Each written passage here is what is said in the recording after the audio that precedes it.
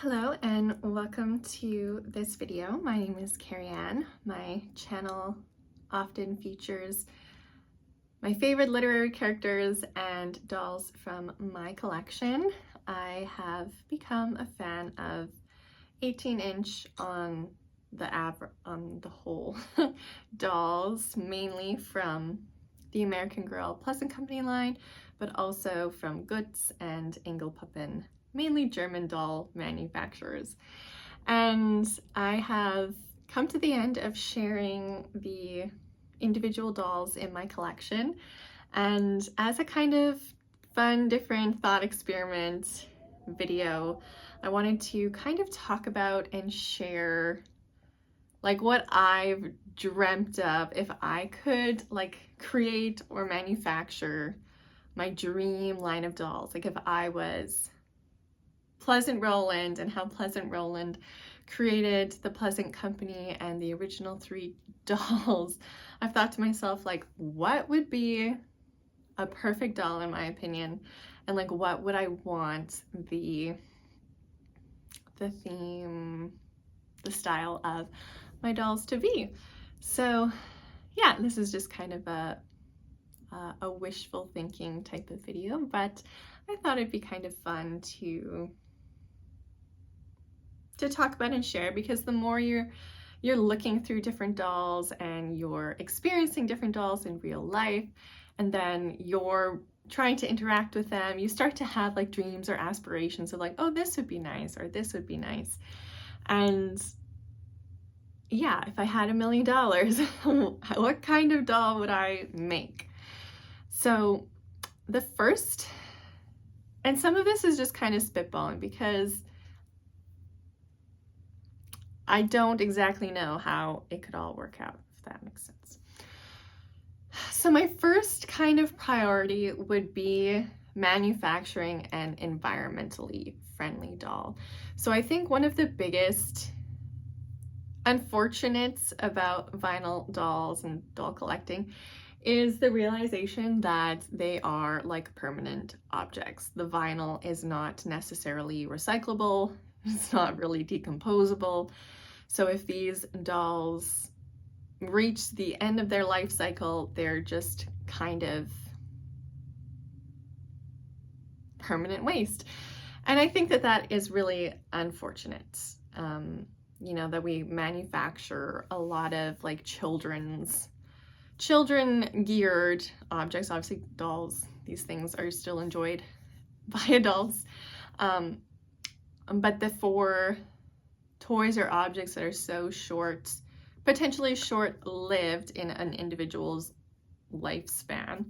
You know, maybe a girl originally would like a doll for a few years before moving into a different phase, but they're made with materials that are so long-lasting. That's one reason I super fell in love with, there's this account called Darling Waldorf Dolls. And if you're not familiar with the Waldorf doll style, they are based on natural materials. Think cotton fabric, wool stuffing, wool yarn for the hair, cotton and linen for the clothes. So it is all truly, at the end of the day, a potentially decomposable doll. That doll could reach the end of its lifespan and it will eventually deteriorate, which is good. And it also means, yeah, the materials are just a bit more eco-friendly. But yeah, this creator, Darling Waldorf Dolls, she just makes the most gorgeous Waldorf-inspired dolls, and has, you know, spurred me to try to get into making my own Waldorf dolls. But can you believe just how expensive the materials are? I cannot. You want to buy the cotton doll jersey to make the body, the skin of the doll, and it's like $20 for half a yard, half a meter, something like that. It's very pricey fabric, and then you add on, you're having to buy wool, which is also not cheap material, and any other things like linen. If you're wanting to make linen for the clothes, linen is also not cheap.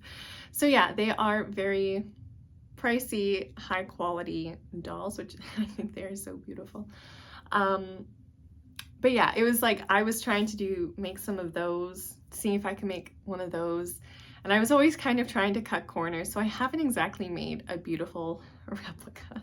But I did make one for my daughter, and I think she turned out pretty darling. A darling wonderful.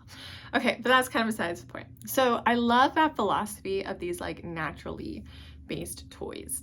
Is there like a magic world where perhaps they're going to develop a biodegradable vinyl? That would be amazing. A material that could, you know, be chopped up and recycled or decomposed or something like that. That would be great because vinyl does make a really nice medium for the dolls. Though I do find them, you know, they're firm, they're like cool to the touch. There's some really unique versions of like the Waldorf dolls I've seen where they're jointed, or they have so that they're a bit more like mobile, which is really, really cool. So if you've ever seen Angle Puppin, they make a fully jointed vinyl doll. Typically it tends to be like the Dorothea face mold and this other one called like Christopher or something. They're like a brother-sister pair I've seen, and they're fully jointed, so they have like an articulated wrist, an articulated elbow and shoulder. I think they even have a pivot point like on their waist, so their waist can like turn in 2 points, so like their body is all vinyl as well. And then they have the knee joint and they have the ankle joint. And this, I think, I don't know why it's, I assume it is more, you know, it's more difficult to assemble, probably to manufacture. Like ball jointed dolls have had such a thing lately with the smaller, the Blythe dolls and stuff like that. And I think part of the reason is the maneuverability that comes with these articulated dolls. Like you can actually pose them in a lot of really fun ways, or if you're playing with them, they're able to react and move in more realistic ways. And I think that that's like an unfortunate aspect with the standard body of, let's say, an American Girl doll, is literally you get straight arms, they move up and down, and straight legs, they move up and down, and it kind of takes away some of the movement and kind of, what's the word, like play scope, if that makes sense, because it sometimes is quite difficult actually getting them to sit down nicely because their legs just go straight. So my dream dolls would have the full articulation points in their arms, like the arm with the elbow and they'd still be like the 18-inch size, and they'd have the articulation. They would though still have the cloth body. I love the cloth body for kind of the softness, the huggability, the warmth that it's brings, and the look for when you're putting clothes on. I feel like they drape a bit better and just fit a bit nicer on cloth body dolls. But yes, I want articulation in the knees and the feet so that I can pose the dolls and sit them up, sit them nicely, and be able to, you know, actually bend their elbow to put a cup of tea in their mouth. I don't get why it's not more standard.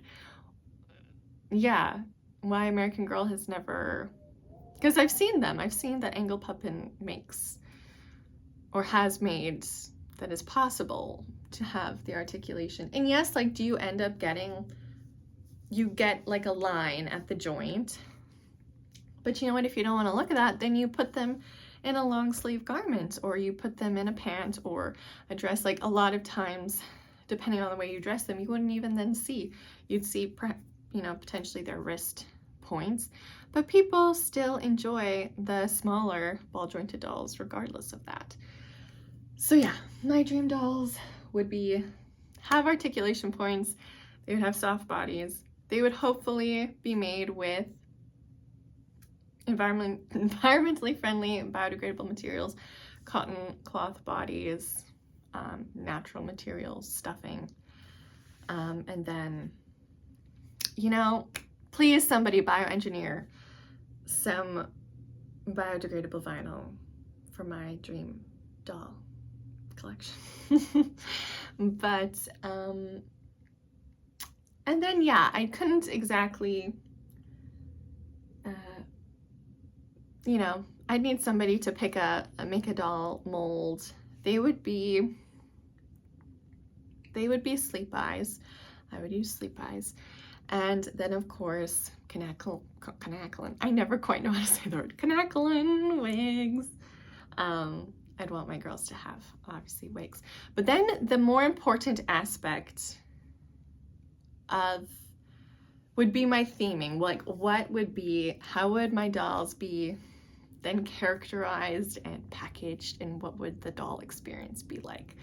Because that was so much the fun of, I think, original Pleasant Rowland, like these unique characters of girls in history with their unique clothes and their beautiful trunks. Like, it really is such a gorgeous and fun experience.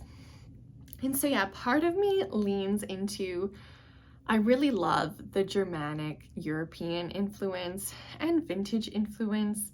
So part of me feels like I would theme the dolls in my line as like fairy tale dolls, basically kind of similar in that, like, drawing from literary characters and then, you know, making them into dolls. Another important body part to note is I love the vinyl swivel head. So on an American Girl, she can just go, like, you know, left to right, but it's the one popular on a Romina, where, like, it actually has a full swivel potentiality, which leads to some really darling ways to pose the dolls as well. But back to my theory. So yeah, it'd be very European inspired, and the old folk tales. Like, I know the common ones. You could obviously do Snow White and Cinderella and Rose Red and Hansel and Gretel. So, like, really, but the pivotal point is that they wouldn't look like Disney's versions. They would be heavily inspired by their traditional, like, Germanic or European roots.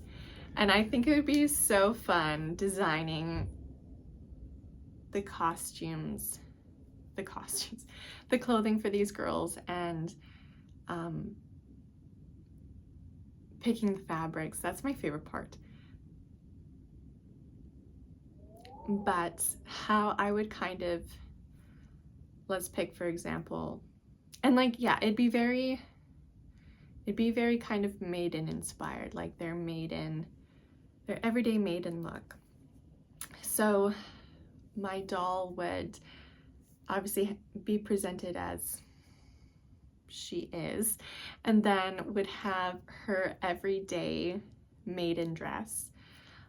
Think kind of dirndl style or whatever would be obviously fitting to the character, with embroidery details or floral details or lace or button clasps. Like, I want the details. That is what makes it such a fun experience with dolls, is when, you know, all these small clothing details are miniaturized. I think it's really cool.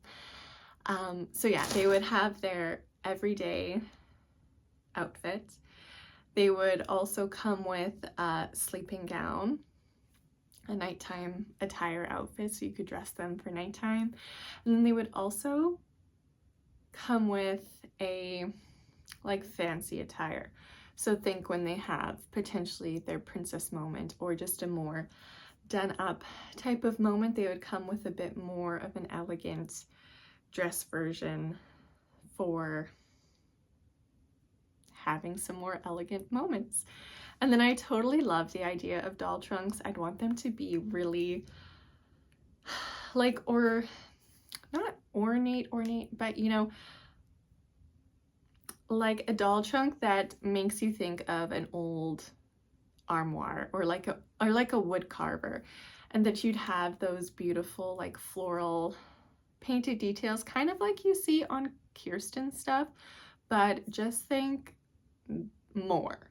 Like just think more done up, very like wooden. Like I want them to be wood trunks, dark wood tones, and some nice fabric lined insides and drawers to hang your clothes and store the doll. And maybe I really even love the version where it has like the pull-out bed, the what are those called? Murphy beds? I don't think that's what they're called. The ones where you could lift it up and it's like in the trunk, but then you could pull it down and they could have a bed. So it'd kind of be this all-in-one experience for, you know, your doll. You can make it her little closet, her bed, or just her carry case, her storage case when you're not playing with her. Yeah, if I had $1 million or someone wants to sponsor me, I would love to like just have that freedom to be kind of the creative vision of creating the characters and creating how their outfits would look, and you know, then having somebody manufacture them for me.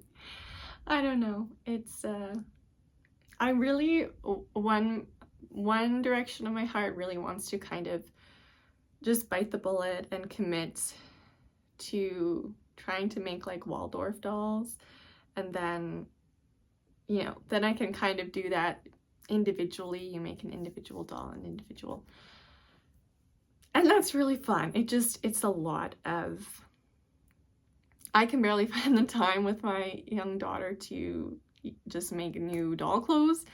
So, you know, the process of actually making a doll is a bit more involved than even just sewing the clothes. But yeah, I don't know. And what would I call it? One part of me was thinking something along the lines of like timeless, treasured friends. But then if they're kind of fairy tale inspired, like maybe my fairy tale companion would be a cute name. Like my fairy tale companion. And then yes, of course you need like all the miniatures. Part of what made Pleasant Company was the miniatures. So they have to have nice shoes, and I'd have to have like a little tea set that you could purchase for them to have a tea party with, and little books and little, what are they? You know, like candelabras, because if they're from the fairy tale age, you need like little candelabras. The things where you hold with a candle in it, what are they called? Oh, it'd be so fun. It'd be so fun. Do you ever just feel like you have all of these dreams, and if someone was just willing to like back you, that you'd be like, okay, let's do it. But it's always that like they're just dreams, and it's like don't have the means or ability to actually make these things come true. But you've heard it here. Biodegradable vinyl. That's what we need. Some type of material to mold these dolls that is not permanent. Soft bodies. All as many articulation points as possible, including a ball jointed neck so she can swivel and look darling and cute. European folklore, fairy tale inspired. They would come with a day dress, and maybe we can call it like an evening or a tea dress, you know, a fancier dress. And they would come with sleepwear. There'd be beautiful, ornate doll trunks available to house your doll, and miniatures to build out their world. And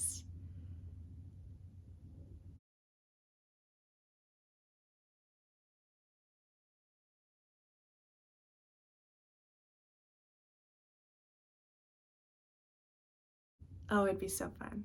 It'd be so fun to just actually be like the head of Mattel and be like, this is what I want you to do from now on. But a girl can dream, and if you've listened this far, thank you for dreaming along with me. And yeah, let me know what your dream doll would be, because yeah, I'd love to hear. I'd love to hear your dream doll.